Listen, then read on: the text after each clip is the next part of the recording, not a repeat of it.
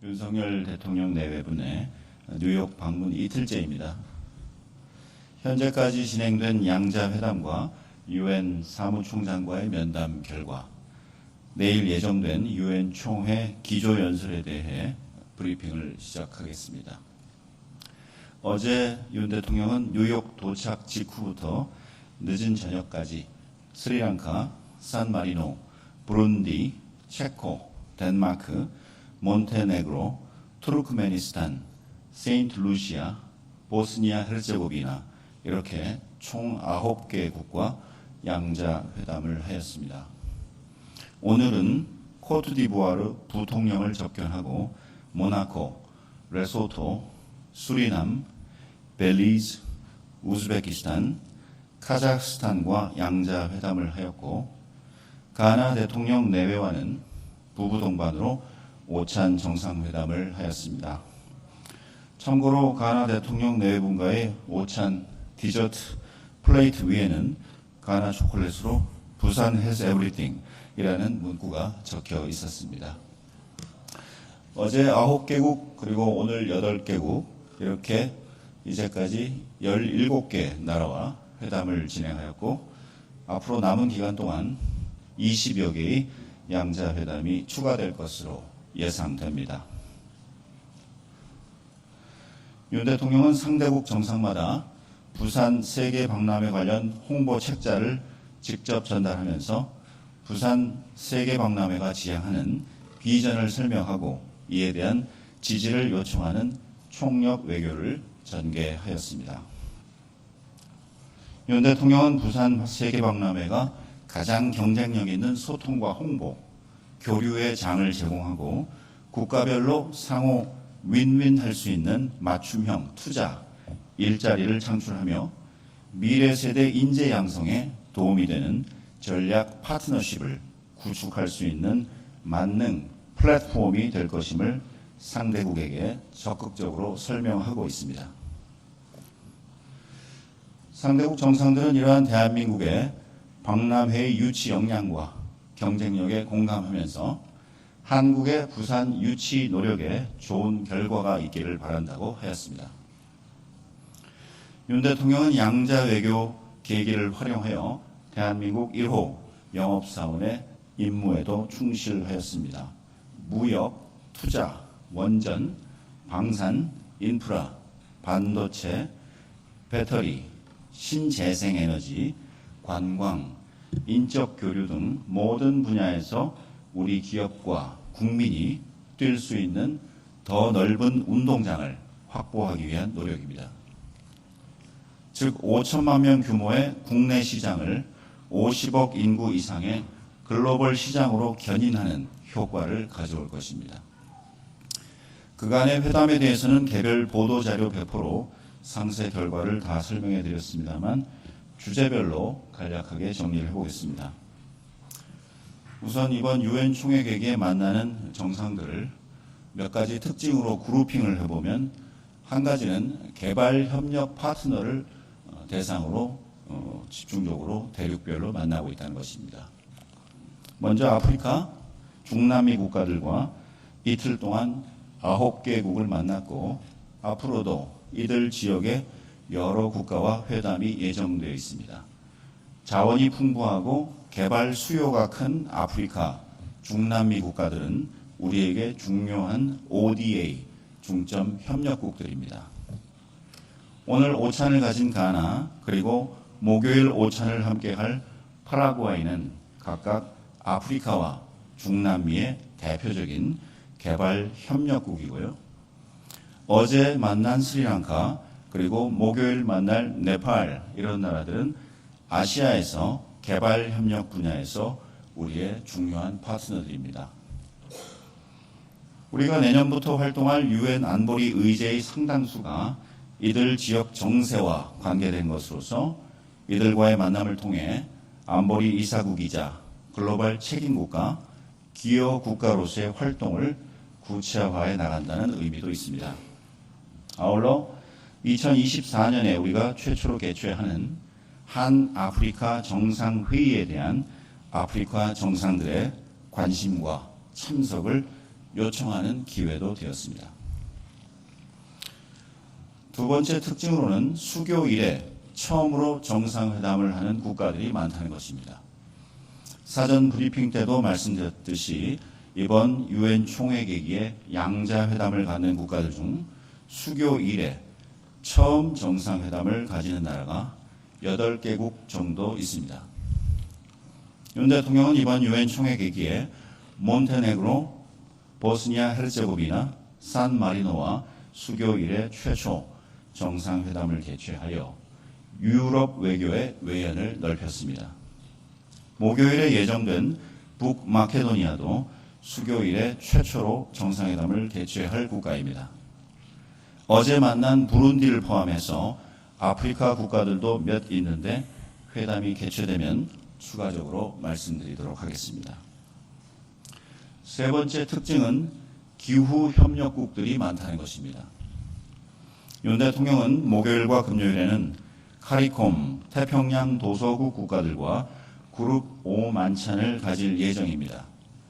아시다시피 이들 국가 국민들의 생활 방식은 해양 환경에 크게 좌우되며 기후 변화가 일반 국민의 생존에까지 영향을 미치고 있습니다. 이들과 함께 기후 변화 재난 대응이라는 공동 과제에 함께 대응해 나가기 위해 관련 지원을 약속할 것입니다. 아울러 어제의 덴마크 그리고 내일의 그리스, 스위스 등 유럽국들과의 회담에서는 보편적 가치의 공감대를 바탕으로 친환경, 신재생 에너지 분야의 협력 강화에 비중을 두고 있습니다. 그 다음 특징으로 중앙아시아와의 협력을 개시한다는 것입니다. 내일 오전 키르기스스탄과 회담을 하면 어제 투르크메니스탄 그리고 오늘 우즈베키스탄, 카자흐스탄까지 합쳐서 타지키스탄 하나를 제외한 중앙아시아 5개 국가 중에 4개 국가를 이번 유엔 총회 계기에 모두 만나게 되는 것입니다. 에너지 자원 부국이자 차세대 신흥 시장인 중앙아시아와의 전략적 협력 네트워크를 강화하고 원전, 방산, 인프라 분야에서 우리 기업의 수주를 지원하는 계기로 삼고자 합니다. 때마침 조 바이든 대통령도 오늘 유엔 총회 계기에 중앙아시아 5개국과 첫 정상회담을 주최하고 안보, 무역, 기후변화, 법치개혁 등 다양한 주제에 대해 논의를 한다고 하니 향후 미국과 동지역에서 우리나라가 협력 가능한 분야를 함께 논의할 수도 있을 것입니다. 여기까지 양자 외교에 대해 말씀을 드렸고 추가로 IOC 위원장 접견 그리고 유엔 사무총장 면담에 대해서 말씀을 드리겠습니다. 오늘 오후 윤 대통령은 토마스 바흐 IOC 위원장의 요청으로 동인을 접견하고 내년 1월 개막하는 강원 동계 청소년 올림픽 대회의 성공을 위한 준비 방안에 대해서 서로 협의하였습니다. 아울러 윤 대통령은 오늘 구테레시 유엔 사무총장을 만나 북한 핵 문제, 북한 인권 문제를 논의하였고요. 우크라이나 문제에 대한 국제사회의 대응과 각국의 기여에 대해서도 의견을 나누었습니다. 지금 윤 대통령 내외는 메트로폴리탄 미술관에서 개최되는 미국 대통령 내외 주최 리셉션에 참석 중입니다. 리셉션에서 누구와 조우하였고 무슨 이야기를 나누었는지 파악이 되면 향후에 더 전달해 드리도록 하겠습니다. 내일 윤 대통령은 제78차 유엔 총회 일반 토의에 참석해 기조연설을 실시할 예정입니다. 내일 연설에서는 국제사회의 도전 과제, 특히 그중에서도 글로벌 격차 해소를 위한 우리의 적극적인 기여 의지를 강조할 예정입니다. 윤 대통령은 코로나 팬데믹의 와중에 우크라이나 전쟁이 겹치면서 그 여파로 경제적 위축, 식량, 에너지 위기가 중첩되는 복합 위기 속에서 국가 간 격차가 더욱 커지고 있다고 진단하고 글로벌 격차를 크게 개발 격차, 기후 격차, 디지털 격차 이렇게 세 가지로 나누어서 분야별 격차를 완화하기 위한 대한민국의 지원 방안을 제시할 것입니다. 우선 개발 격차 해소를 위해 재원과 기술 역량을 가진 국가들이 책임 있는 역할을 해야 한다고 하면서 우리나라가 긴축 재정 기조에도 불구하고 ODA를 적극 확대함으로써 개도국 국민들의 생활 환경 개선과 인프라 구축을 지원하겠다는 의지를 밝힐 것입니다. 다음으로 기후 격차 해소 기여입니다. 올해 여름 우리 모두가 폭염, 폭우, 태풍과 같은 극한 기후를 경험했습니다. 이러한 기후 위기가 국가 간 경제 격차를 더욱 악화시키는 요인이라는 인식하에 기후 취약국을 돕기 위한 우리 정부의 노력을 설명할 예정입니다.